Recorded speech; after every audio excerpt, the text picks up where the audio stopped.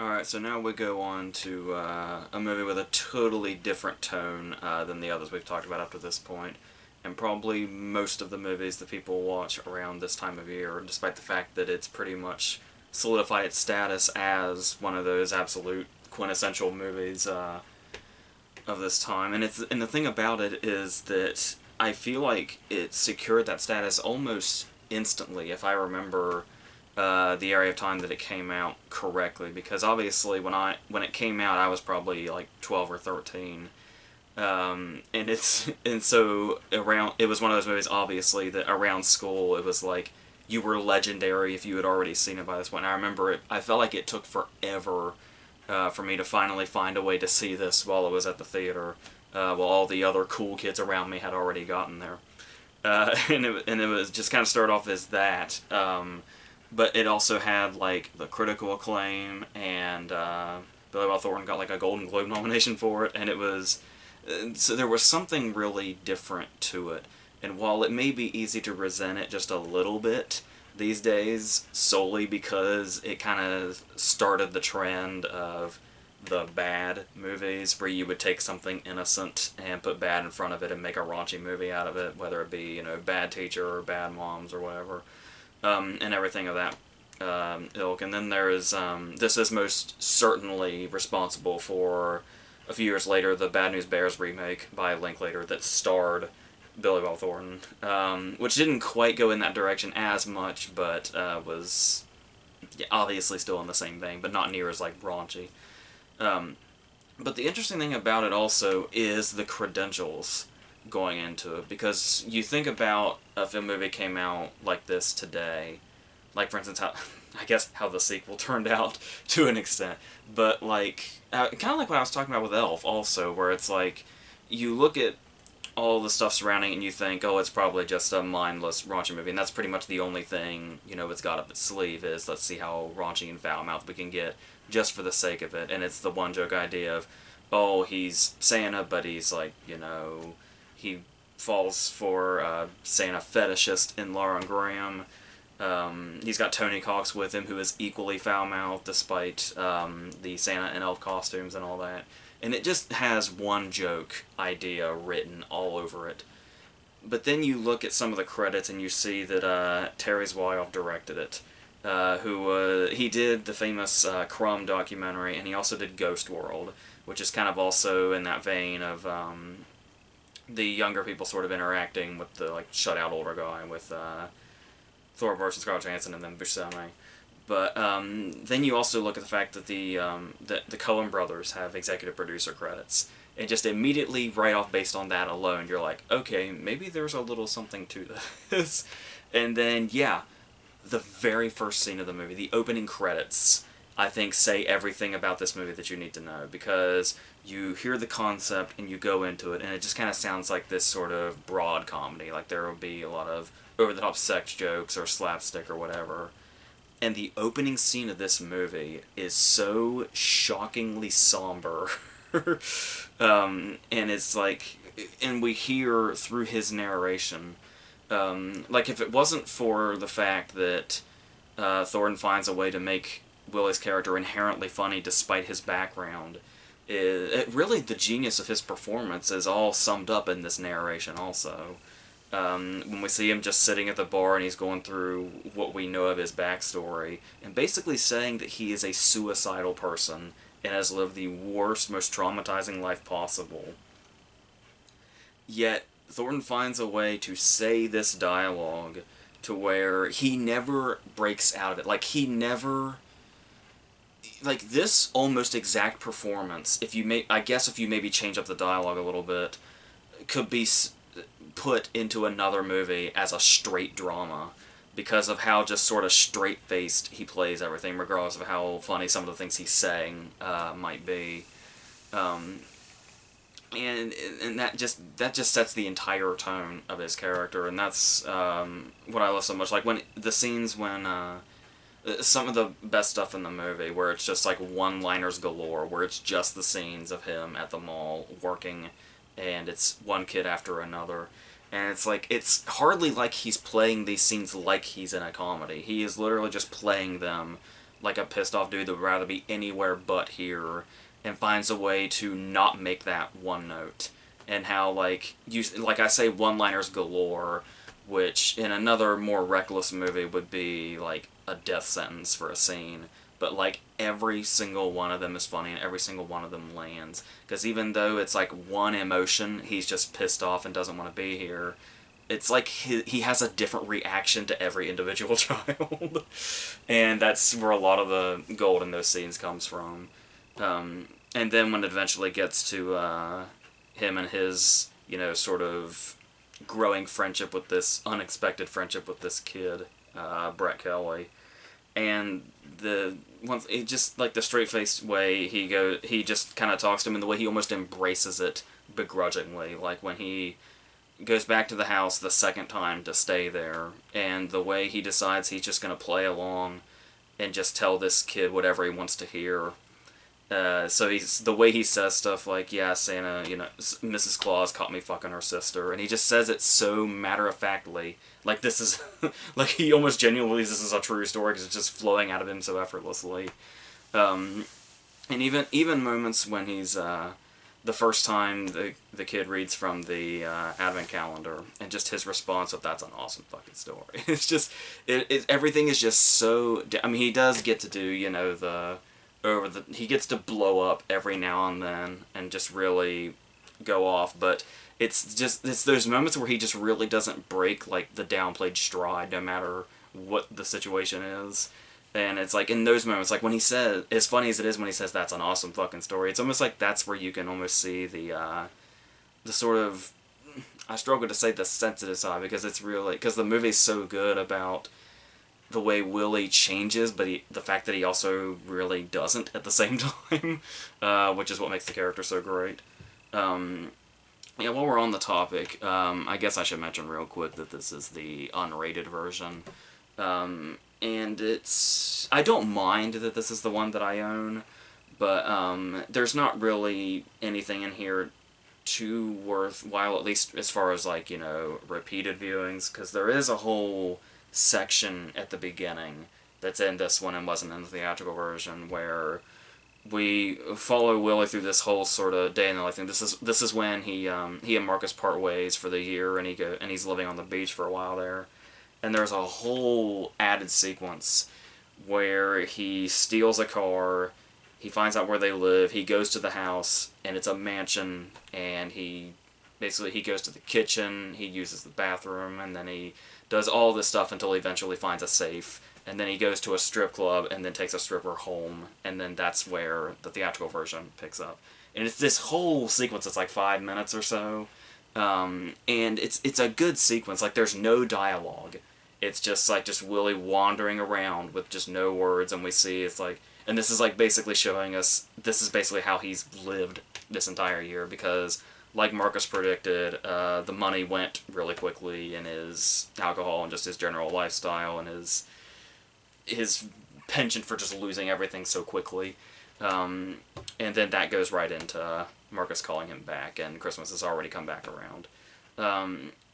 So that's good. That's good. Like, I like that scene and everything, but it also is like, when you think back to the theatrical version, it does, like, really mess with the pace a little bit. Like, it feels like it's much more sort of snappy in the theatrical version when we just get a little taste of what his low-life life was like on the beach, and then Marcus calling him. But the first couple of times or so you see it, it's fine. And then there's other stuff, like some stuff gets a little more extreme, like just before the robbery at the end of the movie, just to kind of show that Willie is at the very bottom of his downfall. He snorts what appears to, we don't really see it, but he snorts what appears to be cocaine before he starts, which kind of just comes from out of nowhere.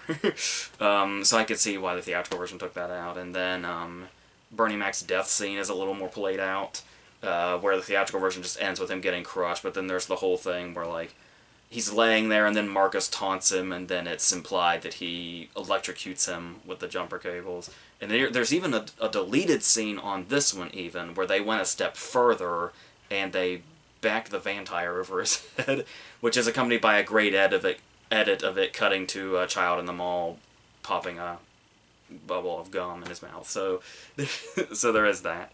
And every now and then there's different dialogue or added dialogue. One of my favorites, and I always, it's one line, but it's so funny the way he says it. I always miss it whenever I watch this version. And it's when he talks about Cloris Leachman, the grandma, and how she's practically comatose. And when he's explaining this to Marcus and basically justifying her being there while he's there, he says that the only time she moves is every now and then she gets up and plays soccer with her tits. And that line is something else in this version, which, how many times I've seen this version is still unmemorable enough to where I don't remember what it is, but I remember the play soccer with her tits line, despite the fact that I've seen the theatrical version much less. And while we're on the topic of that, yes, another character in this is Oscar winner Cloris Leachman as the grandmother, which is one of the more sort of, I guess, quoted lines in the entire movie. I feel like everybody at some point has made a reference to the sandwiches line. And it's one of those sort of things that just follows this movie around that almost became, I struggle to say iconic about this thing, but I mean, what else would you call it? And to the point that, it's a running joke, and it's funny enough, but then every now and then, it's like the kid continuously says it, and it's this constant running thing, but then there's the one moment where it is used in the most surreal place possible. It's probably the weirdest scene in the movie. It does have like an emotional payoff, of course, that's the point of it, but in the moment, it's like, it's a really good representation of what must be Willie's disorientation pretty much every time he wakes up from somewhere after like a bender. Because it's after he drank himself unconscious in the middle of the living room and he wakes up and the kid is running down the stairs bleeding for a reason we don't know until later. And in this hysteria, the grandma comes in like the most awake and well-dressed we ever see her in the movie, with a plate of sandwiches offering them. And it's such a weird-ass, surreal, like, 20 seconds that goes on here that is so frantic and disorienting. So yeah, when it's used in that context, it works too. And speaking of Oscar winners being in this movie, there's also the noted presence of Octavia Spencer for about 20 seconds, back when she was like still kind of a bit player in movies. And this is probably her most notable one, being the feature Oscar winner is the one that gets to bring back the didn't shit right for a week joke. And she had the good graces to be in the second movie as the same character post-Oscar win, so that's really cool. And also talking about the supporting cast, we obviously have two incredible performances in this, comedic performances on the side. And unfortunately, from two actors that are no longer with us. John Ritter is amazing in his very small role. I kind of wish he had at least a couple more scenes, because he's so good and so funny, where he is the manager that's got a weird way about him. Like, the more mysteriously kind of weird he comes off, the funnier he is, which Ritter captured perfectly. And it's like, he's constantly trying to be, like, really PC, and then he'll say something that, like, totally contradicts that.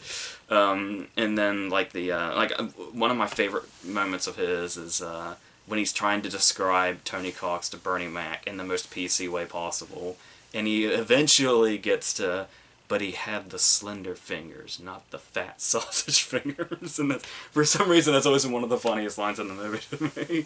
And it's delivery, the way he's always speaking like he's not sure he's saying the right thing. And it's perfect. And yes, most of these scenes happen with the other great supporting performance in this movie, which is Bernie Mac, as the mall security guy that's a little too into his job, especially when he realizes that he can get a cut of something big. And just, like, every detail about this guy is so perfect. All those unspoken details. Like the very first shot we get of him, where he's just annihilating this cigarette in, like, one puff. And then there's the oranges thing in the one scene, and then the stool softener in the next scene. It's like these things that are just there, that just sort of speak about him in a way that don't even have to say anything. And it's like the more they go unspoken of, just the funnier it is. And then we get that great scene that kind of shows just how into his job he is, where we get a glimpse of that with this kid in the video store, which is perfect. The happy Kwanzaa is just the nice final end to that scene that's perfect. And then the negotiation scene, when he says half in about as many possible ways as he can.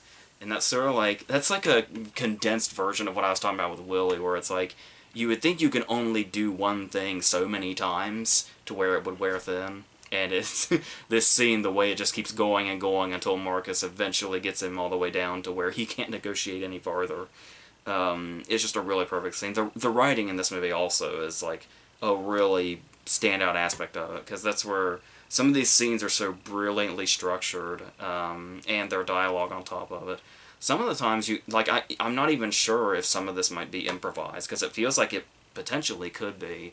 Particularly the arguments between Bernie Mac and Tony Cox, that exchange they have in front of the kids after Willie's passed out and destructed the whole set is amazing. Just that back and forth, and one of them hits something with something bigger each time, and it's just the perfect back and forth of insults.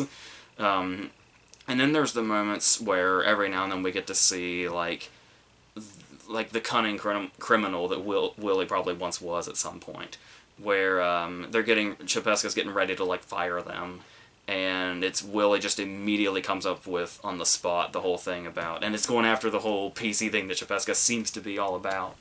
When he's like, do you really want to fire, Tony Cox? I mean, look at him. And then the whole unfair practices thing, and that's just perfect. And then especially I was talking about the back and forth between Tony Cox and Bernie Mac. Tony Cox is also a huge standout in this movie because of how much he can do this back and forth, because the back and forth between Willie and Marcus in every scene, the bickering is so realistic. You really get the idea that both of them are just so sick and fucking tired of each other. Especially when I say realistic, I love little things like when they're in when they're in the parking lot. And as Willie's leaving, he says, "What, you're my fucking mom now? You shat me out of your womb." And then he repeats that line in the food court like it's a brand new insult. And Marcus calls him out and says, "You said that yesterday." And it's like just lines like that you wouldn't see in another movie, especially with the back and forth. Just makes the relationship between them feel so real.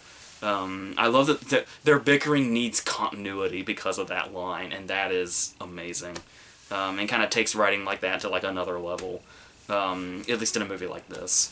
So, and it may not be like His Girl Friday levels of back and forth, but I mean, like I said, in the world this movie is set in, that's as good as you get, and that's a huge compliment. So, and there's even lines that like just kind of go by that you hardly notice, and it's because they're always like backed up by something bigger. Like when he gets into the altercation in the parking lot of the bar with the guy from Office Space, and he mistakenly refers to him as Vietnamese, and it's a line that just goes by really quickly, but is hilarious, of course, especially because of the conviction that he says it with. So, yes, but then of course, the movie is this funny, but like I was saying, it has that really somber opening that kind of sets the tone, and there is always, like the reason Willie is such a funny and memorable character is because of his misery. And it's like you think about the brilliance of Billy Bob Thornton being able to make that funny without losing that character trait. It is always there. And yet it's still, the character is still funny without being too depressing. But the movie is willing to let those aspects out from time to time. And so it may catch some people off guard. But it really shouldn't be that unexpected when the movie does just go full-on dark in like the last 10 minutes or so. When Marcus's true nature is revealed, and obviously this is immediately set off with them killing Bernie Mac.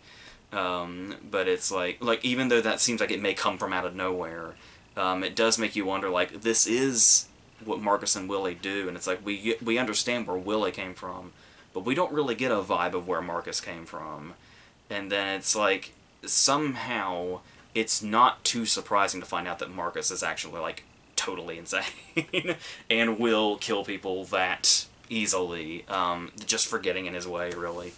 And the whole crime aspect of it is always there. And then there's also even stuff in the middle of it that kind of bring back, like how Willie kind of brings up in the narration that he's, suicidal. And then that does actually come to play in the middle when he's in the garage, and the only thing that stops him from killing himself is the kid just wandering in, like he does often. So, and I think that says that this final scene, talking about how does the movie justify how dark it goes, despite the fact that it's a comedy. And it's like you throw all this into the mix, the crime aspect of it, the darkness of Willie's character that's sort of disguised by how funny he is, the attempted suicide in the garage, and it's like, when he's running towards the door at the end and he gets shot by the cops and doesn't make it, I think he could have died, and the movie's tone would not have veered too far off. It's like, I mean, I would not change the ending by any means, but like, if he had died, I think the movie's tone would have been able to justify it as is. Because the darkness is always kind of in there with Willie's character, always. It's just, it's easy to forget that because of how hilarious the movie and his character are. And then, like I was talking about before, though, I really love the letter, the last scene, and he comes back to narration. The movie bookends with his narration, and obviously his tone is significantly different. And he's obviously a much better person, having met the kid and Lauren Graham, and actually, having something, and basically getting off the hook of everything that happened. But at the same time, just in his speech and his wording, it's like, he's changed, but he's changed just enough. Like, he didn't change too much. Like, he's still the same character, but he might not be as miserable as he once was. And for him to get to that point is a huge accomplishment. So, and it's like, for him to just change a little bit and to not be as miserable is a huge step for this character and a huge arc. But still doesn't change enough to where the character is still all the things that we loved about him throughout the movie. So that's just the brilliance of this whole thing. So, yeah, so I think that's pretty much how I feel about that. So the next movie is going to be one of my personal favorites to kind of go back through that year. It's also another movie that's also kind of got a bit of a darkness in it, but is also like a straightforward comedy. And we're getting into like a Christmas Carol territory. So there, once again, if you are familiar with any of the things in this lineup, you probably know exactly what movie that is. So until we get to that one, I think that's it for this.